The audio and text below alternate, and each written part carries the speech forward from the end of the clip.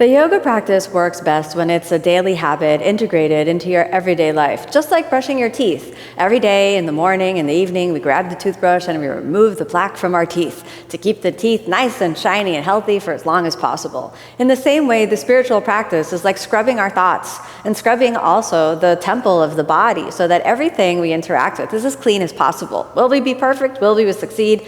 Absolutely not. How often do we need to do this? Well, just like brushing the teeth, the yoga practice needs to scrub our thoughts and scrub everything from the inside out every day. In the physical practice of yoga, we're advised to do that 6 days a week. The idea about tapping into some daily discipline, devotional technique to bring health, healing in the body and connect mind and body needs to be done with persistency and consistency in order to have the best results. Then, to do the work of the mind, this is something that actually doesn't stop when you get off the mat. To embrace that yogic paradigm of scrubbing our thoughts means we're consciously aware of what type of thoughts we're thinking, what the emotional impact of the thoughts we're thinking, and what the physical impact of the thoughts we're thinking really is. And when we do that, this is ideally done without break. So we keep that yogic paradigm off the mat in every moment of our life. Now we understand that yoga is very hard. We only have to brush our teeth once in the morning and once in the evening, a little bit of flossing in between.